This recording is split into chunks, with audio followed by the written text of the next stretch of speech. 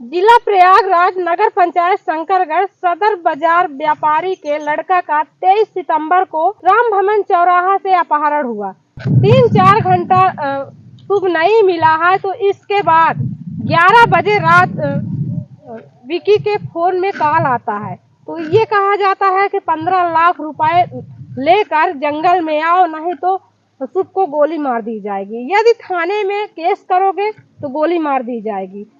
24 सितंबर को रविवार को जिला के अरबारी के जंगल में शुभ की लाश मिली। वो यही जंगल है जहाँ पे इस समय हम खड़े हैं। हमारे पीछे देख सकते हैं किस तरह से घनघोर जंगल है। तो अपहरण करने के बाद यहाँ हत्या की गई।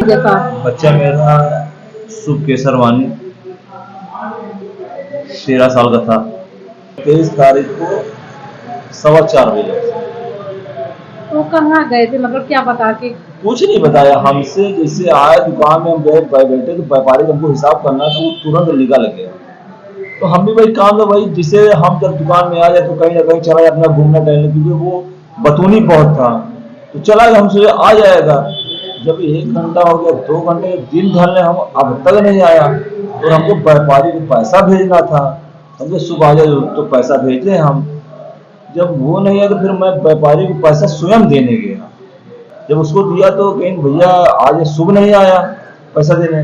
हमें न जाने कहाँ आया, तो काफी देर से घरों नहीं आवा है।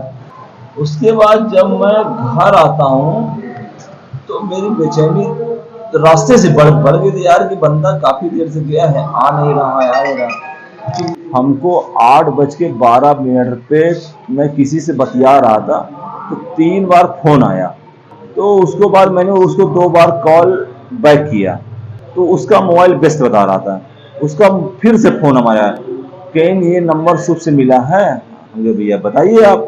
हमको ये लगा कि शायद किसी या झगड़ा या एक्सीडेंट वगैरह का कुछ हो गया, तो ये हमको कि ये शुभ हमारे पास है, मैं डभौरा जंगल से बोल रहा हूँ। हमने भैया बताइए आप कि 15 लाख रुपए चाहिए, अब पुलिस के पास आप जाते तो बच्चे को गोली मार देंगे। इतना कहा तो मेरा दिमाग काम करना बंद। मैंने तुरंत फोन काट के अपने आस पड़ोस में बताया और तुरंत मैं अपने मिसेज से बताया कि जिसका हमको डर था वो आज मेरे साथ हो गया। और तुरंत मैंने अपने ससुराल पक्ष फोन किया। वो बेचारे पूरे थाने, डीएसपी, एसपी, विधायक सब लग गए, रात भर छानते रहेंगे, मगर जब वहां हो तो तब ना मिले। जब 2 बजे रात जब हमको ड्राइवर का फोटो दिखा, यही बंदा हमको, ये तो ड्राइवर का भाई है। तो ड्राइवर का हम लोग गाड़ी में, तो हम लोग गाड़ी में भाग के गए। हम 12:15 बजे ऐसे साढ़े कुछ पहुंचे, समय नहीं एक्चुअली नहीं याद है। और संदिग्ध मतलब कि तो जब फोटो हमको दिखाए तो पता लगा कि ड्राइवर का भाई है। तो वो 5 दिन से मेरी दुकान को देखी कर रहा था। और परसों 4-4:15 बजे वो सामान पूरा उठवा के किचन के बाद पूरा रखवा के जैसे दुकान हमारे, वो तुरंत चौराहे की तरफ भाग गया। जब वो भाग गया तो तुरंत 2 ही मिनट में वो दोनों बंदे, ड्राइवर के भाई, उसका दादा की लड़के का लड़का, ये दोनों जाने के निकले। ये तो लड़के तो हमको बाद में मालूम चला दूसरे से, मतलब वो बंदा कौन था। तो ये निकला तो वो हमारी उससे नजर मिली। तो जब रात में त्यागी सर फोटो दिखाए तब हमारा सेंस ढूंढना चालू हुआ कि ये बंदा मेरे दुकान में 5 दिन से रेकी कर रहा था। और हमको जहां तक लग रहा है कि जिसे यहाँ इतने, क्योंकि उसका रिश्तेदार तो यहाँ कोई है नहीं, तो यहाँ का कोई ना कोई भी बंदा इन्वॉल्व हो सकता है। तो ये ड्राइवर कौन थे, मतलब आप खुद गाड़ी चला रहे थे? 4 साल चला रहा था मेरे को। ये कहाँ से केस करके? वही मतलब वही घर मतलब सब भाई के, चारों भाई का घर लगातार बना हुआ है। इससे पहले कोई दुश्मनी थी? मेरा तो एक बच्चे से दुश्मनी नहीं, तो सियान से तो दूर की बात। बताइए क्या घटना था? कस्बा व थाना शंकरगढ़ के अंतर्गत पुष्पराज केसरवानी एक वहाँ पे दुकान करते हैं।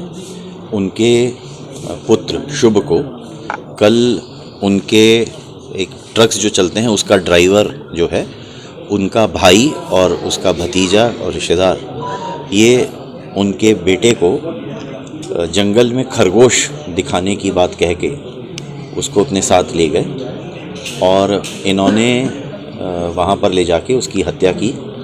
और हत्या करने के बाद इन लोगों ने बाद में एक कॉल मिला दिया और कॉल मिलाकर इन लोगों ने एक रैंसम मनी की बात की।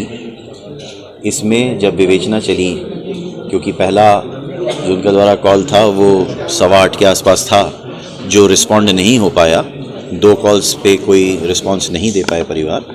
बाद में उन्होंने कॉल बैक किया, तो देर से कॉल बैक करने के बाद उन्होंने ये बात कही और फ़ोन काट दिया। तो इस पे फिर उसके बाद पुनः कोई कॉल दोबारा नहीं किया उन्होंने।